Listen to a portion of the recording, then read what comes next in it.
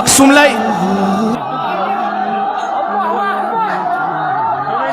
ሙኑ በአክሱምና አካባቢው የተፈጠረውን ነገር ተመልክታችኋል። ነገሩ ሌላ መንገድ ለማስያዝና ሽብርተኝነትን የሚነዙ አንዳንድ ግለሰቦች ግን አሉ። የሙስሊም እምነትን በሚመለከት ብዙ የተዛቡ ነገሮች እንዳሉ አቃለው። ምሳኻ ቃል ጸኒሑ ምሳኻ ከይጸኒሑ ምሳኻ ይብጸኒሑ ትሪዎም ድሕጂ ተጋሩ ዝረኽቦ ዘለው አብጸጎሞም ትሪዎም ዘለው መዓርብ ስቅለት በዓልቲ አክሱም መንበረ ሰላማ ገርኩምዎም ኳዕደስ በለኩምዎም ምክንያቱ ስኮይታ ዓላማ ናይ ጦርነት ዝነበረ እኮ ናይ ሃይማኖት እዩ። አክሱም ዓርብ መዓልቲ ዝተፈጠረ ችግር ውጤቱ ናይቶም ጸረ ሰላም ዝኾኑ መራሕቲ ሃይማኖት ይናዝሩ አካላት እዩ ማለት ነው። ሓደ ሰላማይ ካራኽልዎ ዘስተምሩን ዝሰብኩን ስለዝኾኑ ብስሩውን ታው ትግራይ ውፅእ እንትልበልውን ሓደ ሰላማይ ክርስቲያን እንድሕር ቀቲሉ ሰማዕቲ ተባሂሉ ዝሙገስ ሂዳት በለው እንዲሄድ አድርገው አይደል? አትማራት በለው እንዳይማር አድርገው። በቃ ተረዳዲናና ተነጋገርና ከነብር ላይ ንخلي ዋ ታይ ማለት እዩ ሶላት ይተሰጉዲ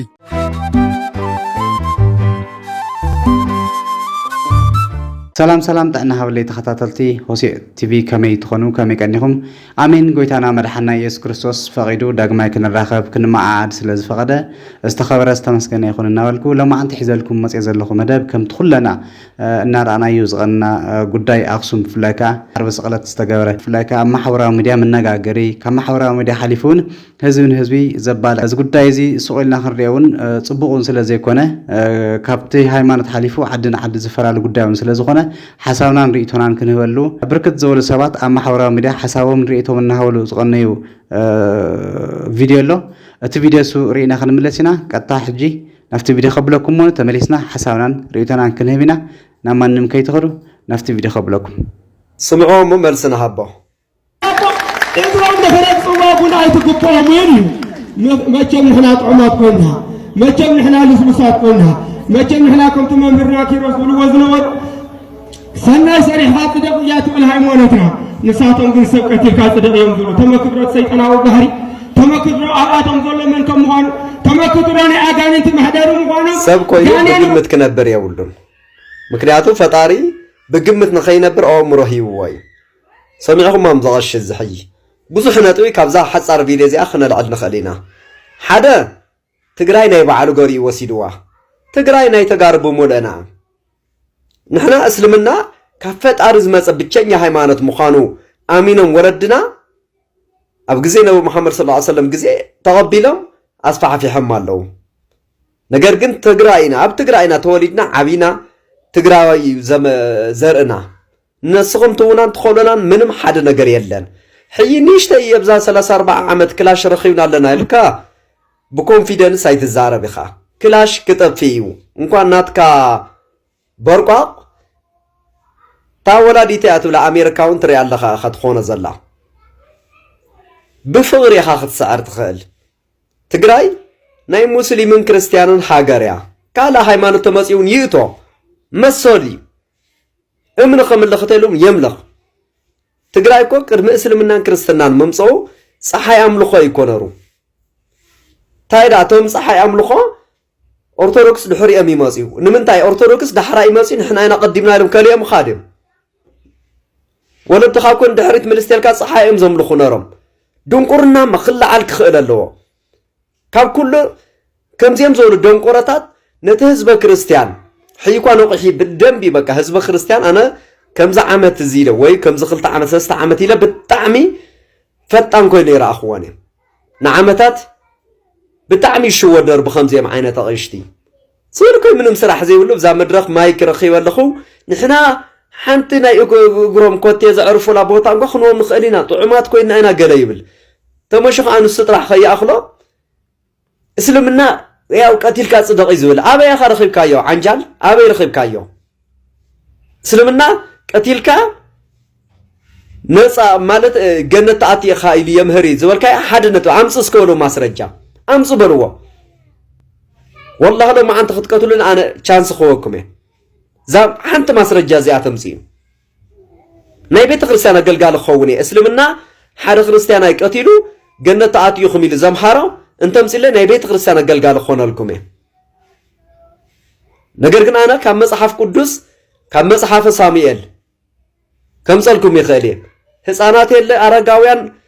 እርጉዛት ይኾና ጥኑሳት ብሙላን ቀታቱሉ ገለ ዝብል ማስረጃ ከምጸልኩም ይኽእል እየ ማቴዎስ ወንጌል እቶም በዓይ ዘይኣመኑ ኣነ ክነግስ ዘይፈቱ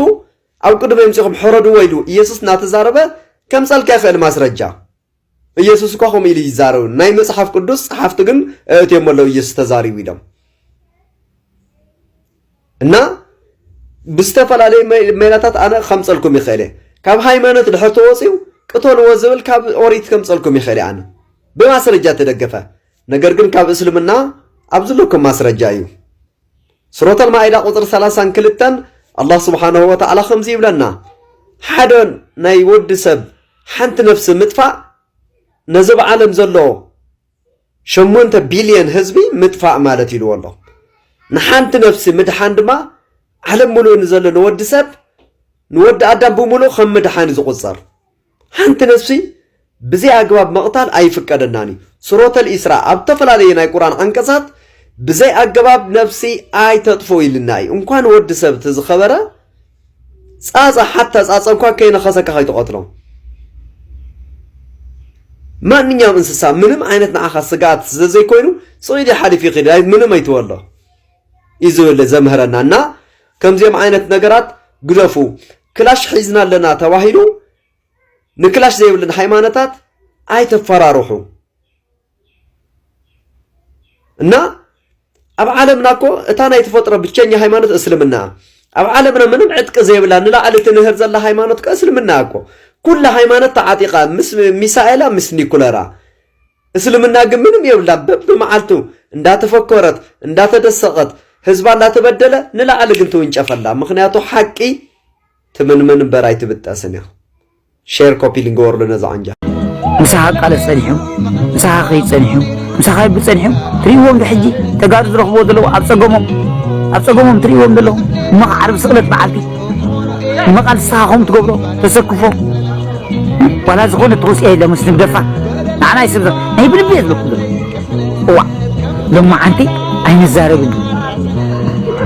بقى أين الزاربين يزبار لما أنتي الزاربين يزبار لما عارف سقلت مدريجين هتم كريستيان رأيو ميسكفو مالو قلفوهم حجي مسلم كريستيان نظام قبص أوين كم دا قوري ما قديفهم أسلام أي كردت كله توقعي خا نظام قبص أوين تريو والله قزو بومبان دا قبرون دا أدودون دا بلو أبنو بيان تاي قبرهم ريهم أبسودان تاي قبرهم ريهم تاي قبرهم ريهم شوت كت يبلوهم أما الدل ترخي مسلمي اسمع أول دفس قدس ريوم حجها كقرفهم حج تقرأي هيمانة قرفهم أركضوكس قرفهم ما تقرأي قرفهم مغنياتنا تناوال تباسي حمان يمي نتناوال تقرأي بمل أنت ماسي حمان يمي زختي بهم يم تقارو رسوماتني نم يمي عرب السقلت معالتس يا سلام يسرح ريوه عرب السقلت معالتس أوي لومي يترفنا لومي كبرت بعالم سلزغلت يترفنا ولا لما عاد ساين سجدين كمان بقول ما عاد عربي حليفهم يمي نحنت عربي نصار سينم تريوم نزوم حزب انت يقرمو بيهم اسلاماي اندح اسلاماي ناوق حمريت هاجر كحلو يوفرني هاجر كحلو اسلاماي يوفرني امون انو كحدن يجي زمو اسلام ابو خصم دلو زستغادل يبلوم نخو اسلاماي سوز بار يبلوم يهادم يملوس نيرم خونو هاجر ما حلون يمي اجد بيلاخ نغركم اني اكم زيات ግን هو يبلو كاوقرو مصيم كاب قال مصيم يبلو خطاكيو تاكيو كتما بارع غيرهم ايدما بزي حنت عربي سقلت كبرت نايز أرثوذكس نايز سياسي حنت ما عاد زي سقط الكات حلفة اسمع عربي خدمة سنديا ما عاد عربي حلفة إنه كل شيء عربي أبصم من حنت ما عاد عربي زلاته زيهم سبي مسلكم زيهم إرتراويان كايب لكم مالهم إرترا تزحية لنا موساد سليع تزحية لنا موساد مسليع نظام سهون أفغانين كيرو نظام تجرز قتلهم دا قتلوهم يوم نحجم زي سماعهم من أبي إرتراون كومي أنا خلنا نقولكم أبي إرتراون كومي ترديكم أبي إرتراون كومي أبي إرتراون سبحانه دعاء أقبلنا يمي دعاء أقبلنا سبحانه لما دحر حفظ هاي دكسلو دحر هاي دكسلو جزا قبة شريتة يوم تقولوا هذا لو صباح نقول كاسم تقامي ناس لا ما يتكبر تري الله قنعنا يزي أبي أسمعنا جنة نسرح زلنا وا أنت قول حكم قول حدو زي قول حكم ما يتقول حكم أنا نايب البيت لكم ذلهم قنعنا ناتي قنعنا أسلام ما يكفتوني ويكم جاه قبر الله يكونت قنعنا ناتي بركة أنا جنة يصبح له جنزة باي تصبح نبز عدي أمريت حجسي كابزم تجارتهم هارو أسلام ما حوي حجري ودحوا بيك بلكاي أبتاع شجر كاجن كارا غير خدق بقلكاي نتقابلون تجار حواتنا المحل وتجراي كو 95 مئتاوي عد كريستياني عد أرثوذكسي كو عد خمر بهالي كو أخصم كواني مكان مدينة مالك أخصم من برا سلام غيركم هو مقعدس بلوكم هو مهنيات سكو تعالى ما نيتورنت زنبركم هاي هايمانوتيو بأخاتكم نتخيل أن هايمانوت زحات تدخل كل ومبر بأخاتكم ناي هايمانوت أورنت كم زنبرة أبزناي من برا سلام أقول إناينا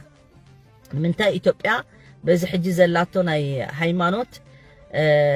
أفلالاي مستناتكم ناي هاس أي هانسات حساس بس زي السماع كابعتهم تفليهم نبينهم من برا سلامة تقول لهم سلام يورد لكم اسكهم غيركم من سلام تمسيهم لنا نحن حقوساتنا من برا سلام أكبروا من برا خالق أكبروا هايمانوتكم سلازخون عينك أو من جنتي أسلامات أقينكم حسكم مزلهم ما بتقرايجن كحلف لكم مالتيو إذا إسلامي زي مسلو خير خبه أبدا زبت زي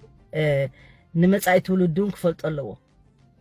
كل جزء تقراي ندحري تملس بتي أو أبتعد زلو تجأكون زنبر زلو أسلامي فتح زي توهابه كم سب زي قصر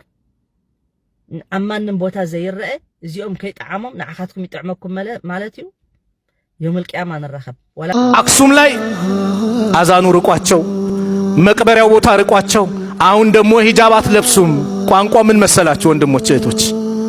ሂዳት በለው እንዲሄድ አድርገው አይደል አትማራት በለው እንዳይማር አድርገው በሰላት በሂጃብ ይመጡበትና ከዒባዳው እንደዚሁ ከትምርቱ እንዲርቅ ያደርጉታል ለምን ሙስሊም በሂጃብ አይደራደርም ሙስሊም በሰላቱ አይደራደርም ሁሉም ኃላፊነት ነው ዲን ነው እኮ ይሄ سلامات أحوات أقسم عرب معالت استفدر الشكر وكيتون نايتون سأرى سلام زقانو مرحلي هايمانوتي نازولو أكالاتيو مالك نمكن لو تيك توك ناتسارع شوز نبر سأرى سلام زقانا سأرى حلال حساب زقانا يونا تسبخ صاني حما زين بالتايم تو مسلم حمرات السبن كريستيان حمرات السبن كبقاج زل عالم أو نازقانا قنسين خاطوز قورو وزنوارو انك سكاسي يو مالك يامون كنتوز حسوا أي تساقع لهم من مالك كان قبل تقسيمة كريستيان حمرات السبن سميتو على عائلهم أم نسجد دمو زي قبع نجارات المكبار ويتو مسلم سميتو على عائلهم عربي وزحم كريستيان وزوج كون مسلم وزوج كون كقطع قطوة مالته زي أي تساقع لهم أما جرشاز جور ونجار تايو أم نسجد آكم قرآن كدير مالك قرآن مالته أم مسلمات عوي بوتاس لزلوا أو كل وقتات حدا خلتي ساعات سميتني أتاسقون سميتهم تعالى عائلهم تقول لهم مع عرب الصلاة لزقانة بس حسب زنكاسة أصل لزول لزقانة سميت تلعائل زقانة نجار كقبل مالك وهي وقت كتفه ويكاسة ويزقانة شكر بدخريو أيبل ناندو يوم صلاة لياتهم يوم سب كترت يوم سم حارت يوم كله مالك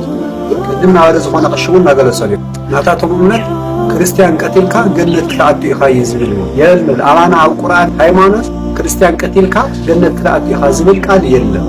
أما زحف قدس نخلط نقرتا وزيد وزوعكا وزي حفظون هاي سلام مجرشا مالك القرآن يقول وقولوا للناس حسنا شنقاي حماق تقولوا من لك سوات صبوغ نقر تزاروا وميزير مالك الله سبحانه وتعالى من نفس بوتا خبا خلو تاينو نفس زبهال كي تدخوين حانت نفسي بزي منهم حكي مريت من بلشاوي نزبها تلسب عالم ملؤ خمزة حالة مسلم حالة كريستيان تقاتل بملؤ مسلمون بملؤ كريستيان كم زقتله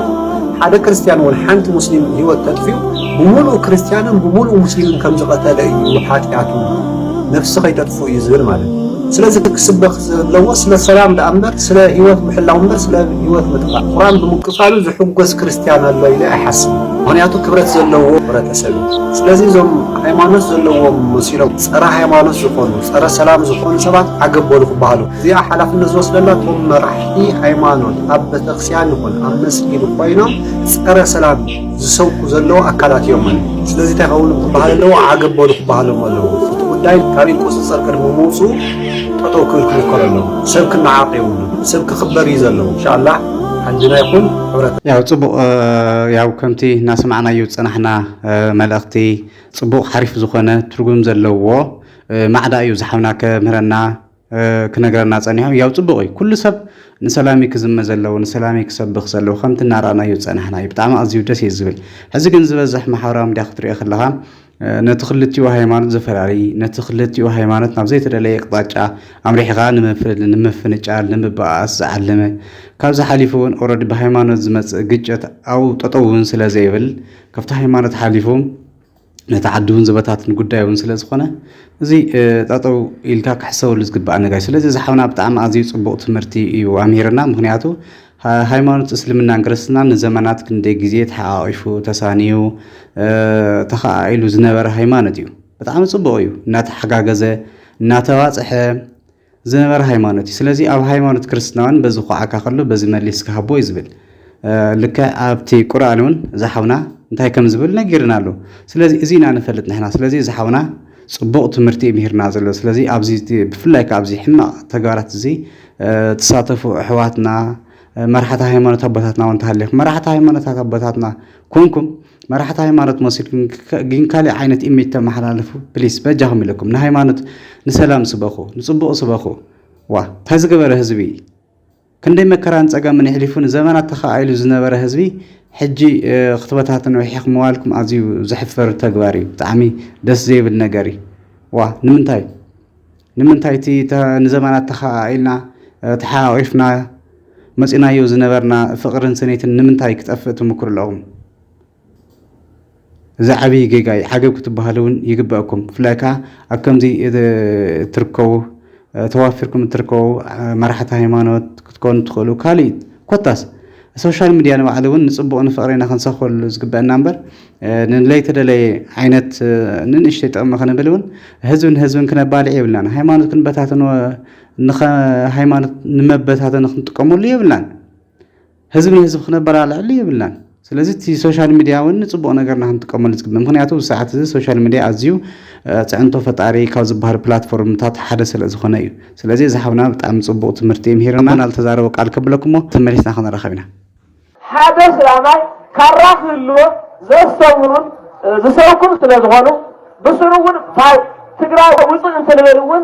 ሓደ ስላማይ ክርስቲያን እንድሕር ቀቲሉ ሰማይቲ ተባሂሉ እዩ ዝምጎስ ብስሩ ዶ ስእልና ሓቢና ደሰክትሉ ብስሩ ክርስቲያን መስጊድ ኣፍሪሱ ኣይባልን ኣስላም መስጊድ ኣፍሪሶም እዩ ዝበሃል ርኢኹም ትኾንኩም ኣብ ዝተፈላለዩ ሚድያታት እንድሕር ርኢኹም በዚ ከባቢ ሙስሊሞች ንክርስቲያን ጥቕዓት ፈፂሞም ክንድዚ ካይናት ቀቲሎም ክንድዚ ምእመናን ሓሪዶም እዩ ዝበሃል ቤተ ክርስቲያንና ግን ደንተ ነፂፋ ፍቅሪ ተዓዲሳ ፍቅሪ ለቢሳ ትነብር ቤተ ክርስቲያንና እዩ እሞ ኣብዚ ድርሻና ናትና እንታይ እዩ ምእመናን ካህናት ከምኡውን ብላዕላዋይ ኮይኑ ዓዱ ዘኽብርን ንሃይማኖቱ ዘኽብርን ዘሎ መንበረ ሰላማ ክብርና ሞገስና እውን ኣብዚ ኢዱ ከእቲ ይግባእ ብሓደ ሓደ ገዳማት እውን ክሰርሕ ከም ምዃኑ እዩ ዝተዛረበ ማለት ጥራይ ኣክሱም ይኹን ኣብ ሓደ ገዳማት እውን ኣብ ዘድልዩ ቦታታት ክሰርሑ ከም ምዃኖም እዩ ኢንፎርሜሽን ዝወፅእ ዘሎ ስለዚ ኣብዚ መንበረ ሰላማ እውን ከም ዝሰርሑ ንዓዲ ምምሕያሽ ሃይማኖት ንምዕራብ ከም ዝተቋቋመ ይፍለጥ እዩ ኣክሱም ብሓፂሩ በወለድና ዘይተደፍረት በዓና ክትድፈር የብላን ቃልና ደይንህበልን ድምፅና ንህበልን በዓይ ዘመነይ ትድፈር እንደምን ማንም መደባ የንከረብ አርኮን ሆኖ አክሱም አይትድፈርን ንድገማ በዓይ ዘመን አክሱም አይትድፈር እንደምን እርማቲናላ ሰላም ዓበይቲ ኣነ ድመፃ ኩላ ኸ ዝፍል ዲዮ ኢለቲ ኣና ናብ ሙስሊም ሕብረተሰብ ተናገሮ ኣረጋዊ ባላማጣሲ እዛ እስላማይ እውን ወን ኣስላማይ እኮ ይድገዝአካ ኣሎ ፈልጥ ኸይዳ እስላማይ እኮ ንጹህ ካብ ፖለቲካ ጽዲ ድጸረ እዩ እስኻ ክርስቲያን ደኻ ድስሙ እኮ እዩ ክርስቲያን ደኻ ስድስሙ ኣብ ፖለቲካ ዓዘቕትን እኮ ክርስቲያን ናትካ ተኸታልን በይ ናቲ ናትካ ተኸታልን በይ ኣስላማይ እኮ ኣብ ፖለቲካ ይውዕል ክነግረካ ናይ ባዕሉ እምነቱ ጸሎት ድዋዓ ድገብር እዩ ካብ ድማ ኣስላማይ ድብል ሽያሜ ስሙ ድሃወ ድማ ኣስላማይ ማለት ድማ ካብ ጎይታ ተውሃወ እዩ ስጦታ ተውሃወ እዩ ካላዕለ እዩ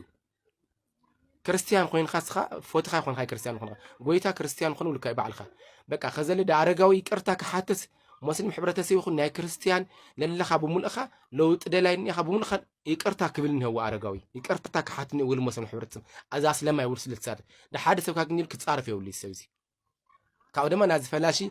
ኣስለማይ ካብ ኦርቶዶክስ ላብ እስልምና ዳኣቴሎ ናይ ሰረቀ ብርሃን ደቃላ ይክጸየኩም ዋ ናያቶም ባዕላቶም ለዋጽሕዎ ባዕላቶም አምሂሮሞ አዝ ኦምሪም ሳበለ ካብ ስኻትኩም ተሃድሶ ካብ ስኻትኩም ሌላ खाሊእ እምነት ለለኹም ሲ አነ ጽሪ ለበለ እስልምና ይሕሸኒ ለሸርተት ለበለ እስልምና ካብ ፖለቲካ ነፃ ካብ ምጭበርባር ነፃ ይትፈልጥወነካ አረጋው ያውጽሕ ለዚ ዴት ዘምዘም አፉ የአክሱም ሙስሊሞች ጦርነት ሲመጣ ትግሬ ናቸው ከጦርነቱ በኋላ አረብ ናቸው ወደ መካ ሄዱ ይባላሉ መስጂድ ከፈለክ አረብ ሂድ ትባላለህ በጦርነት ጊዜ ብቻ ግን ትግሪናና ለሀገር ተዋደቅ ትባላለህ በነገራችን ላይ በቅርቡ በተደረገው ጦርነት ራሱ አክሱም ላይ ብቻ ከ10 በላይ ሙስሊም ወጣቶች ሞተዋል ሴቶችም አሉበት ይሄ አሁን በ17ቱ የትጥቅ ትግል ላይ በርካታ ሙስሊሞች ተሰውተዋል በሻቢያ ጊዜ ሙስሊሞች ተሰውተዋል ከዛ በኋላ እንኳን ለመለስ ዜናዊ አክሱም ላይ ለመለስ ዜናዊ ጥያቄ ቀርቦለት ነበር የቀረበለት ጥያቄ ምን መሰለ ታግለናል ልጆቻችንን ገብረናል አባቶቻችንን ገብረናል ደማችንን አፈሰናል አጥንቻችንን ከስከሰናል አሁን ስለ መብታችን ነው ምን ጠይቀው መስጂድ አይሰራልንም ወይ እንዲሁም ደግሞ የሂጃባችን ጉዳይ ብለው ጠይቀዋል ገብቷል አሁን ሌሎች እንደሚሉት በቅርቡ የመጣ ጥያቄ ነው ወይንም ደግሞ የሙስሊሙ መንግስት ማለት አብይ አህመድን ነው የሚሉት የሙስሊሙ መንግስት ከመጣ በኋላ ነው ይሄንን ጥያቄ መታነሱት ነው የሚሉት እነሱ ይህ ጥያቄ የነበረ ጥያቄ ነው ከጅምሩም ሲታገሉበት የነበረ ጥያቄ ነው የአክሱም ሙስሊሞች በዛን ጊዜ የነበረው መንግስት መለስ ዜናዊ ምንድነው የመለሰው እንደኔና እንደ ህገ መንግስቱ ከሆነ የአክሱም ሙስሊሞች መስጂድ መስራታቸው መብታቸው ነው ተግባባን አይደል ግን አለ አብራችሁ እንደታገላችሁና አብራችሁ እንደምትኖሩ ሰዎች ይህንን ጉዳይ ራሳችሁ ተመካክራችሁ ፍቱ አለ ማን ነው የሚፈታው ይህንን ጉዳይ እየዘወሩ ያሉት እኮ የቤተ ክህነት አባቶች ናቸው በውክልና ይህንን ጉዳይ ፍቱ ብሎ ነው የሄደው እሱ ብቻ አይደለም የአክሱም ተወላጆች ከውጭ ሀገር መጥተው ማለት በልኡክ ማለት ነው ሄዶ አክሱምን ጎብኝተው ሲመለሱ አክሱም ላይ የነበረውን ጭቆና የሙስሊሞችን በደል አይተው ሲመለሱ እዚህ አዲስ አበባ መጥተው መለስ ዜናዊን አናግረውታል ስለ አክሱም ሙስሊሞች መብት ሲጠይቁት ምንድነው ያለው አሁን ጊዜው አይደለም የአክሱም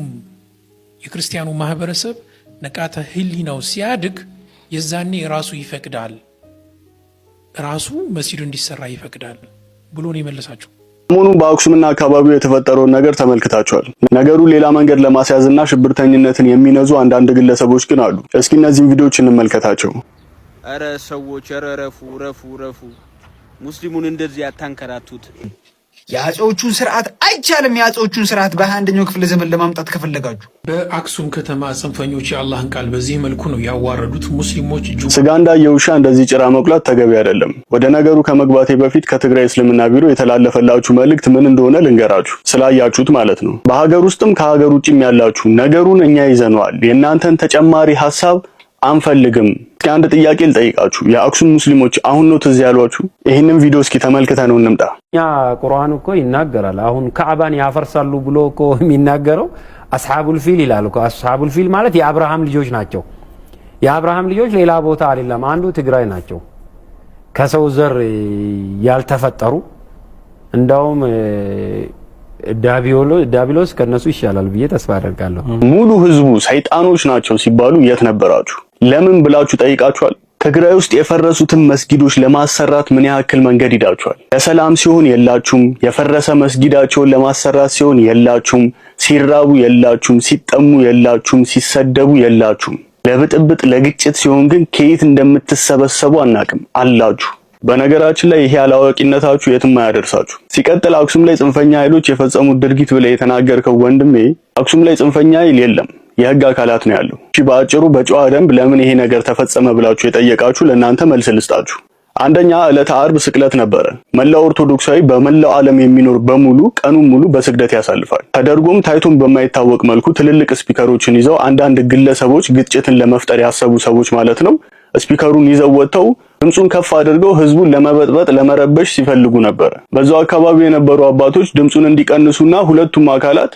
ስርዓተ አምልኳቸውን እንዲፈጽሙ በጨዋ ደንብ ጠየቋቸው። አይ አሻፈረኝ አንፈልግም ብለው ይህን ድርጊታቸውን ድጋሚ መቀጠል ጀመሩ። ስለዚህ በአክሱምና አካባቢው የሚገኙ የህግ አካላት ነገሩ ወደ ሌላ ግጭት ከመሄዱ በፊት ብለው ህጋዊ እርምጃቸውን መውሰዳቸው ይታወቃል። በአጭሩ የተፈጠረው ይሄ ነው። አንድ ያልነገርኳችሁ ነገር ግን ስላለ ልንገራችሁ። ከትግራይ እስልምና ቢሮ የተላለፈውን መልእክት ማለት ነው። አባቶቻችን ይዘውት የመጡት መቻቻል፣ መከባበር እንዳይጠፋ እኛ በንግግር እንፈተዋለን ተብላችኋል። ሎማዓንቲ ድሕሪ ኽጥዋ ዘጋጠመ ቅድሚ ኽጥዋን ድሕሪ ኽጥዋን ዘጋጠመ ኣብ ኣክሱም ሰላት ድሕሪ ሰላትን ቅድሚ ሰላትን ኣሎ። ቅድሚ ሰላት ናይ ስፒከር ምውሳድ ዝምልከት ካብ መስጊድ ስፒከር ተወሲዱ ድሕሪ ሰላት ድማ እቲ ሙስሊም ማሕበረሰብ ሃይማኖታዊ ግዴታና መሰልና ከይንራምድ ተኸልኺልና ዝብል ተክቢራ ገሊጹ እዩ። ድሕዚ ዝተወሰነ ጎንፂ ነይሩ። ግን ድማ ንሕና ምስ ዝምልከቶም ኣካላት ተነጋጊርና ኣብ ክልልና ዝርከቡ ናይ ፀጥታ ኣካልን ምስ ኣብ ዞባ ኣብ ኣክሱም ከተማ ዝርከቡ ናይ ፀጥታ ኣካላት ብምርድዳእ እቲ ነገር ናብ ንቡር ክምለስ ተገይሩ እዩ። ስለዚ ኣብ ውሽጥን ኣብ ደገን እትርከቡ ብምሉእኹም እቲ ኣብ ኣክሱም ኣጋጢሙ ዘሎ ንከታተሎ ስለ ዘለና ካብዚ ወፃኢ ካሊእ መጋደድ ሓሳብ ኣድላይ ስለ ዘይኮነ ነዚ ንምፍታሕ ድማ ከም መንግስትን ከም ህዝብን ሓቢርና ንፈትሖ ስለ ዝኾነ ካብ ምግዳድ ንክትቁጠውን እዚ ጉዳይ እዚ ሒዝናዮ ምዃንና ክትፈልጡን መልእኽትና ንሕልፍ። ኢትዮጵያ ናይ ምክኣል ብፍላይ ትግራይ ድማ ተምሳሌት ናይ ምክኣል ናይ መጀመርታ ተፈናቀልቲ ወይ ድማ ስደተኛ ተቐቢላ ዘስተናገደት ብእምነት ብዓልየት ብጎሳ ዝኾነ ዓይነት ዘይረኸብ ናይ መጀመርታ ንዓለም ተምሳሌት እያ። ኣብ ዓለም ድማ እትፍለጠሉ ብምክባርን ብምክኣልን ዝነብር ህዝቢ ምዃኑ እዩ ዝፍለጥ እሞ ነዚ እሴት እዚ ክቕፅል እንድሕር ኮይኑ እቲ ሓደ ክሰሓብ ተሎ እቲ ሓደ ክሕልፍ ክኽእል ኣለዎ ማለት። ስለዚ ሎማዓንቲ ኣብ ኣክሱም ዝበፅሐ ሙሉእ ኢንፎርሜሽን ድሓረ ተኸታቲልና ክንሕልፍ ኢና። እስካብ ፈዝለለና ግን ምስ ዝምልከቶም ኣካላት ብምዃን እቲ ጎንፂ ጠጠው ክብል ላብ ንቡር ክምለስ ኢና ተራዳዲና። እስካብ ከዚ ዘለና ኢንፎርሜሽን ድማ ኣቋሪጡ ሰብ ንገዝኡ ከም ዝኸለ እሞ ቀፃሊ እቶም ኣሕዋትና ይኹን ካልኦትም እዚ ዓይነት እዚ ከጋድዱ ከም ዘይኽእሉ ብምርዳእ ንፈትሖ ድማ ብምርዳእ ክንፈትሖ ስለዝኾና ካብዚ ላዓቐብ ክፈል ከም ዘይብሉ መልእኽትና እናተሓላለፍና ብፍላይ ድማ ብወገንና ዘሎ ከምዚ ኮነ እዚ ተኸወነ እዚ ተገይርና ኢልካ ልለዓል ምልዓላት ነገር ኣድላይ ስለ ዘይኮነ መፍትሑ ብምርዳእን ብምክባርን ወለድና ሒዞሞ ዝመፁ ምክኣልን ምክባርን ምክኣል ትብል ተለኹ ሓድነት መሰረት ዝገበረ ምክኣል ምክባር መሰረት ዝገበረ ሓድነት ተፈጢርና እሞ ነዚ ከይሽርሸር እቲ ሒዝናዮ ዝመፀና ወለድና ሒዞሞ ዝመፁ ከይሽርሸር ኩሉም ዝምልከቱ ኣካል ክፍታሕ እሞ ኩልኻ ብትዕግስቲ ክትከታተለና ደሊ የቐኒየለ ዝገርም መልእኽቲ እዩ። ብጣዕሚ ንኩሉ ህዝቢ ንመብርህ ህዝቢ ንኩሉ ህዝቢ ዘረጋግዕ ዓይነት መግለፂ ብጣዕሚ ደስ ዝብል እዩ። ስለዚ ከምዚ እዩ በቃ ብፍላይ ከዓ መራሕቲ ሃይማኖት ከምዚ ዓይነት ነገር ክፍጠር ከሎ ከምዚ ውፅእ ኢልካ መግለፂ ምሃብካ ብጣዕሚ ፅቡቕ ነገር እና ክባራታታሕን ክምስገንን ዝግብኦ ነገር እዩ። ካብ መራሕቲ ሃይማኖት እስልምና ብጣዕሚ ክብረት ይሃበልና ክንብለኩም ንደሊ ያው ከምቲ ዝገለጽዎ እዩ። ብፍላይ ከዓ ሃይማኖት እስልምናን ክርስትናን ንዘመናት ተሓባቢሩ ተኸኢሉ ብምክብባር ብምትእምማን ዝነበረ ሃይማኖት ስለ ዝኾነ ኣብዚ ሕጂ ሰዓት ሓድሽ ነገራት ይረኣዩ። ብፍላይ ከዓ ለይተደለየ ካብቲ ሃይማኖት ውፅእ ኢልካ ፖለቲካ ስካዕ ዝመስል እንሪአሉ ፍጻምን ኩነታትና ንዕዘብ ዘለና። ስለዚ እዚ ተገቢ ነገር ኣይኮነን። ብፍላይ ከዓ ንዓና ብፍላይ ከዓ ንኢትዮጵያውያን ካብ ኢትዮጵያውያን ሓሊፉ ንተጋሩ ዝገልጽ ነገር እውን ኣይኮነን። ያው ከምቲ መርሓይ ሃይማኖት እስልምና ኣቦና ከም ዝበልዎ ንዓና ዝገልጸና እቲ ምክኣልና እቲ ፍቕቓርና እቲ ምክብባርና እዩ እምበር እቲ ከምዚ ዓይነት ለይተደለየ ጎንፂ ባእሲ ንሓደ ክልተ ሰለስተ ጥቕሚ ክትሕሉ ክትብል ለይተደለየ ነገራት ከምዚ ዓይነት ሪኣክሽን ምፍፃም ግቡእ ኣይኮነን፣ ንዓና እውን ዝገልጽ ኣይኮነን እዩ። ስለዚ ብጣዕሚ ፅቡቕ መልእኽቲ እዩ። ካብዛ ሓሊፉ እውን ኣነ ክልተ ሰለስተ ሓሳብ ክህብ ከም ወጣት መጠን ብፍላይ ከዓ ከምቲ ማሕበራዊ ሚድያ ክሪኦ ዝቐነኹ እቲ ነገር ተፈጢሩ ዘሎ ብጣዕሚ ካብዚ ሓሊፉ ናብ ለይተደለየ ኩነታት ከምርሕ ዝኽእል ነገር እዩ። ለይተደለየ ነገር ንዓና ንሃይማኖትና ክሕንፍሹ ዘመናት ዝፀንሐ ምትሕላይና ክሕንፍሹ ዝመፁ ሓደ ክልተ ሰለስተ ብለይተደለየ ጥቕሚ ተደሊሎም ዝመፁ ነዚኦም ክንሰማዖም የብልናን ኣይፋልክን ብሎም ይዝግበአና ማሕበራዊ ሚድያ ብፍላይ ኣብዚ ሰዓት እዚ ኣብ ንሰላም ንፅልኢ ንሰብከሉ ዝበዝሕ እሞ ንሰላም ተንሰብከሉ ክንደየናይ ብዙሕ ነገር መቀየርና ዝብል ሓሳብ እዩ ዘለና ስለዚ ብፍላይ ከዓ ኣካባቢ ጀሚሩ ኣብ ማሕበራዊ ሚድያ ንነጥፍ ሰባት እቲ ሒዝናዮ ዘለና ሶሻል ሚድያ ንፍቕሪ ንሰላም ንምክኣል ተንሰብከሉ ዝብል ሓሳብ ርእቶን እዩ ዘለኒ بخالي مدام مسكع نرخب نزم أبزي سبسكرايب شير لايك ناقوركم نقول سبب بعض حبوا بخالي مدام مسكع نرخب سلام